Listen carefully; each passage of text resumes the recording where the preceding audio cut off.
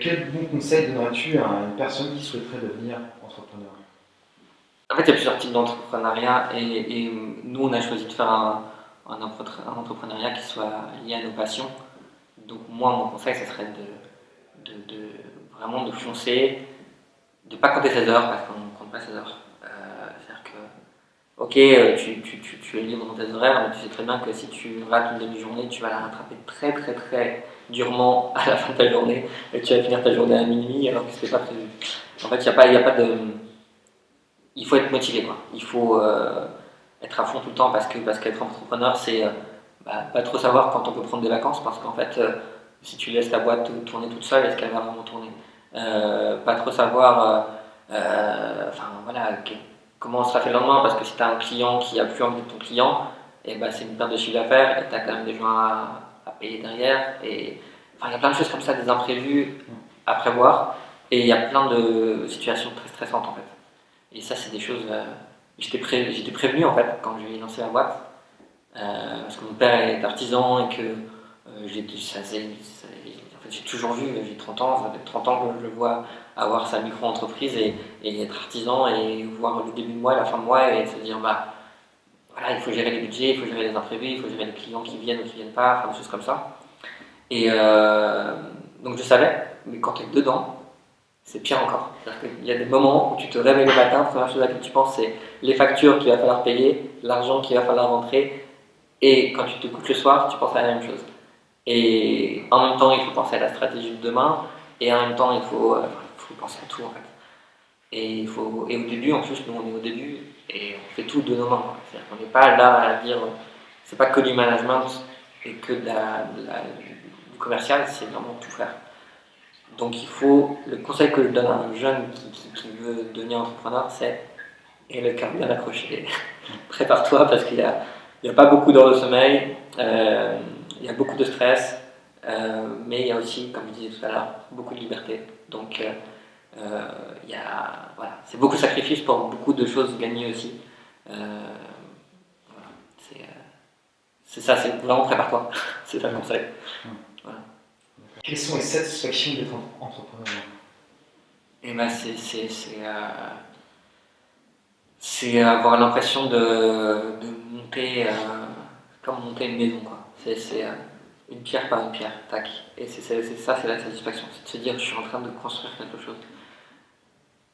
Avec toute la liberté dont on a parlé, mais c'est vraiment de se dire ok, première brique, je fais un média, deuxième brique, je fais l'agence, troisième brique, le magazine, quatrième brique, tac, tac, tac, tac. Cinquième brique, on a 10 clients, voilà. Et puis à la fin, on a une belle maison, et puis on est content, et c'est solide, et on peut voilà, y vivre et développer tout ça et vivre en autonomie dans cette agence pour notre cas en tout cas. Et c'est ça en fait, c'est ça rejoint beaucoup ce que je disais tout à l'heure sur le fait de avant penser qu'à l'argent et maintenant penser qu'à la liberté. C'est que être salarié c'est cool, mais à la fin de ton mois t'as ton salaire, puis t'as pas autre chose quoi. C'est très pessimiste ce que je dis, mais voilà. Et puis bon, bah, tu montes ta maison, tu l'achètes à crédit, et puis tu fais pas. Alors que là, et bah, à la fin de ton mois, tu as ton salaire, et puis tu as construit un truc qui grossit. Et puis bah, soit ça grossit, soit ça rapetit ici, hein, soit ça rapetit, c'est comme ça, mais en tout cas que tu construis quelque chose quoi. Et tu as un challenge, et c'est ça aussi, c'est le challenge qui est top. Quoi. C'est se lever tous les matins en sachant pourquoi on se lève. Vraiment. Et en fonçant. Et peux-tu nous dire quelles sont tes plus grosses déceptions? Mes plus grosses déceptions, bah, j'avais un site sur le PSG quand le PSG était avant-dernier du championnat. Maintenant ils sont premiers et ils sont médiatisés. Je pense que si j'avais gardé ce site, ça serait une autre histoire aujourd'hui. Premièrement, c'est une belle déception. Après, une autre déception, c'est qu'on a commencé l'aventure Trends à 3, aujourd'hui on est 2. C'est dommage, on était 3 associés principaux en tout cas, et plus un minoritaire. Et aujourd'hui, on est deux, donc cette personne-là a choisi des chemins différents, a choisi de vivre sa vie différemment, de tout ce que je viens de dire en fait dans cette interview, c'est-à-dire voilà, de toute cette philosophie de vie. Donc c'est tant pis, mais ça c'est une déception parce que c'est un peu un échec, c'est-à-dire qu'on n'a pas réussi à tous se mettre d'équerre pour avancer. Donc voilà. Sur Trends, pour l'instant, sur Trends, on a que des satisfactions. C'est la chance qu'on a, c'est que, bon, au-delà de cette histoire d'associé,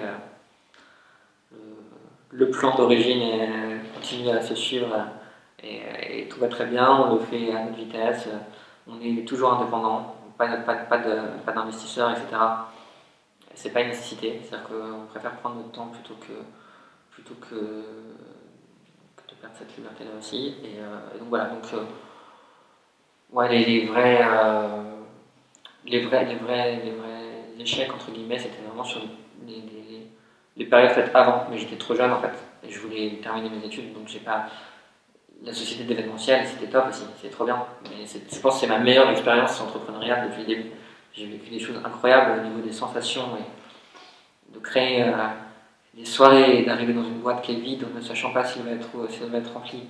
Et à la fin de la soirée, c'est la fête, les gens sont trop contents et toi tu as atteint tes objectifs. C'est trop cool. Et ça, c'était vraiment trop bien. Et c'est des mois de stress avant. Donc ça, c'est ma meilleure expérience, mais j'étais trop jeune pour la continuer. Et c'était plus sage de l'arrêter, parce que c'est quand même un domaine qui est aussi moins sage que l'agence de communication. Et pareil pour Info PSG, où j'étais trop jeune pour continuer. J'ai commencé à 15 ans, je crois. Et voilà, et ça a duré 6 ans. Donc voilà, il fallait que je choisisse entre mes études et ceci, et j'ai dû choisir mes études. Bon, donc ça, c'est des déceptions, parce que c'était vraiment des trucs vraiment cool, et que si j'avais pu ne serait-ce que garder un peu PSG en ayant Trends aujourd'hui, bah, c'est une autre histoire, c'est un groupe de médias avec une galaxie de sites sport et lifestyle, et donc on ne parle plus de la même chose. Mais bon, tant pis. As-tu un message à faire passer à d'autres entrepreneurs ou à des personnes qui souhaitent le devenir et hésitent encore? Ouais, moi j'ai beaucoup hésité pendant longtemps, parce que pour être entrepreneur, il faut quand même avoir il faut une assise financière quand même au départ. Voilà, au départ c'est difficile parce que c'est un gros pari, c'est-à-dire que soit on se lance et comme Trends on a des clients tout de suite et du coup cool, on a des clients donc on n'a pas trop de questions à se poser. Soit on se lance et il y a tout un développement à faire et là c'est beaucoup plus compliqué. Et moi personnellement j'ai pas eu d'assise financière pour créer ma boîte en sortant d'études, etc. Donc il a fallu patienter et apprendre chez les autres. Mais donc j'ai beaucoup hésité moi aussi à l'époque, au départ. Et je pense que l'hésitation c'est un bon truc pour devenir entrepreneur. C'est que en hésitant on construit son projet et on mesure les pour et les contre et on fonce quand on se sent prêt à foncer. Et donc du coup c'est ça en fait le conseil, c'est continuer à hésiter jusqu'au moment où vous vous sentez prêt. C'est ça le truc. Et quand vous vous sentez prêt, allez-y à fond. Quoi. Quel que soit le projet, il y a des projets qui demandent beaucoup de recherche et développement avant, et ça c'est des choses que je respecte énormément. C'est construire un objet, le mettre sur le marché, etc.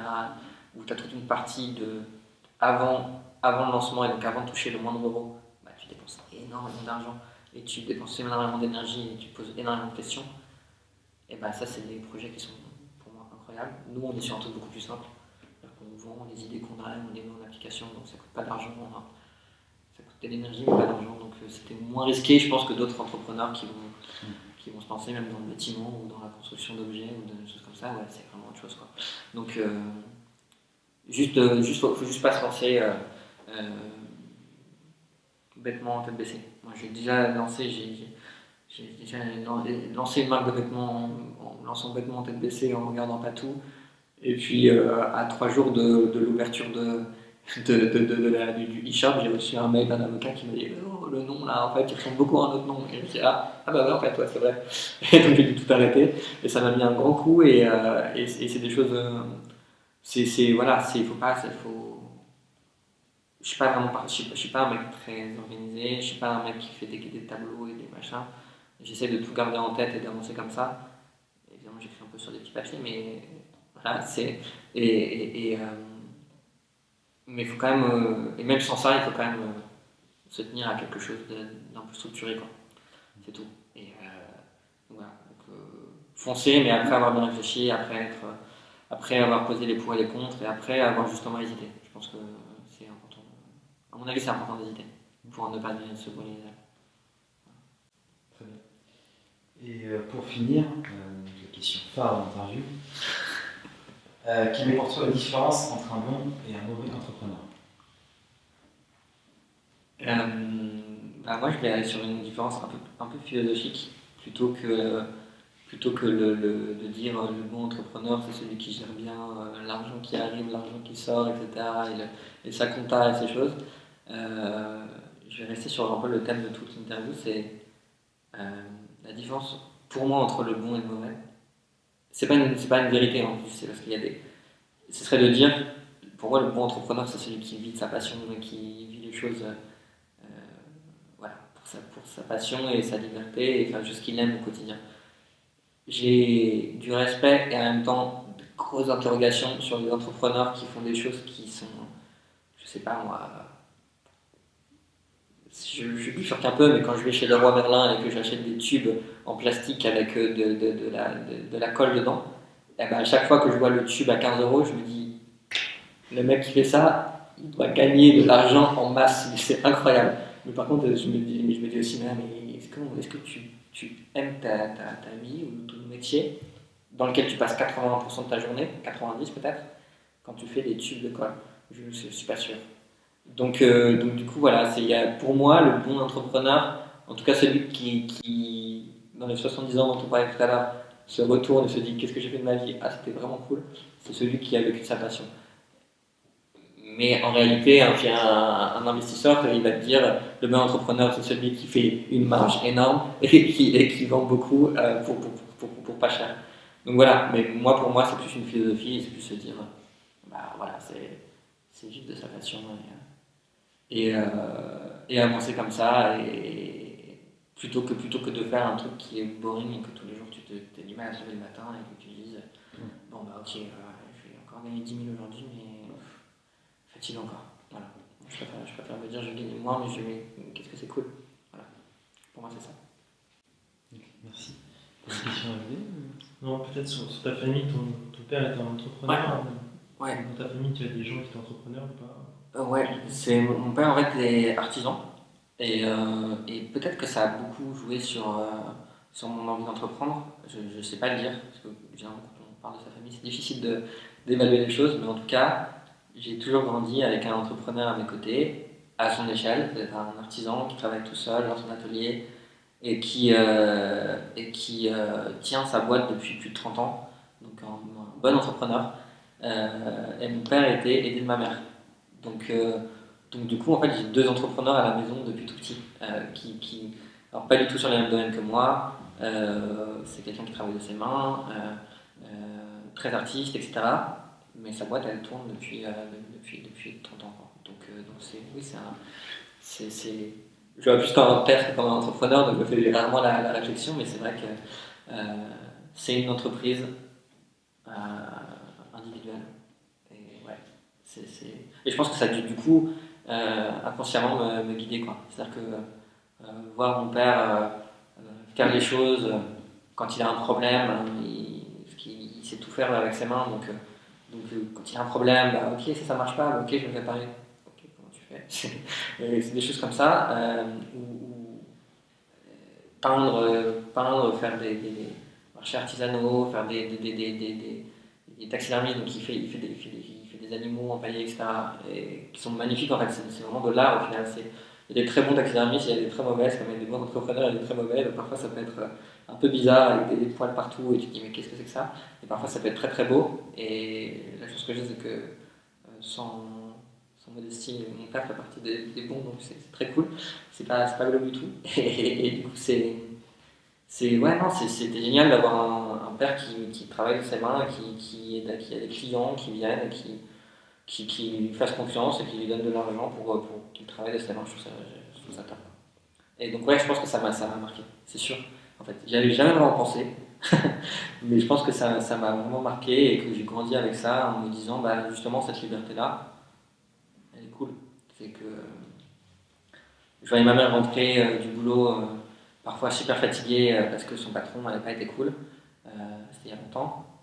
Et je voyais mon père qui était fatigué du travail qu'il fait, mais qui était voilà, qui n'avait pas le patron qui engueulait et qui avait voilà. Et peut-être que c'est un truc qui m'a toujours ouais, peut-être que ça a vraiment dû me marquer, je pense.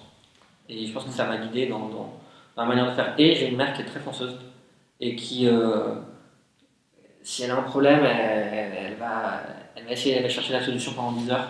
Elle va pas manger, elle va être sur la solution. Si tu lui mets une PlayStation dans les mains et qu'elle aime bien le jeu, bah, elle va faire de la PlayStation jusqu'à avoir fini le jeu parce qu'elle est comme ça, quoi. Et je pense que les deux liés, le père artisan, entrepreneur et la mère super fonceuse qui l'épaule, et bah, ça a fait un combo, un combo de mec qui dit ok, bah, si je veux ça, bah, je vais le faire. Et voilà, je pense que c'est lié à ça et mes frères et sœurs sont un peu pareils, donc je pense que ça a beaucoup joué. C'est intéressant parce que tu parles beaucoup de liberté et c'est vrai que le fait de créer un média, c'est un peu libre finalement. Quand on crée un média, c'est là je veux être libre de ce que j'écris, de ce que je fais. Donc, il y a ce côté un peu prégnant chez toi qui est assez intéressant. Mais, et en plus, ce média, il existait en anglais, quoi. Enfin, on a des concurrents qui sont basés à Hong Kong et à Berlin et qui font sensiblement la même chose que nous avec moins de contenu premium, ce qu'on appelle le contenu premium, c'est les interviews, les vidéos, etc. Et donc j'aurais très bien pu me dire, ok, bah, si je veux savoir tout ça, bah, je vais sur ce média, je vais dessus et puis tous les jours, et voilà quoi. Mais non, il y a eu toujours cette. Ok, bah, je trouve ça cool, donc du coup je vais le faire. Voilà. Donc ouais, c'est un peu lié. Okay. Merci beaucoup de nous avoir. Merci à vous. C'était très intéressant. J'ai l'impression d'être sortir de chez le psy. Mais c'est un côté sociologue ça. Je vais pas prendre citer parce que. Mais là où je suis désolé, c'est que je bifurque un peu tout le temps. Quoi. Non, c'est, il n'y a jamais de. Il faut bifurquer. C'est ça qui est intéressant.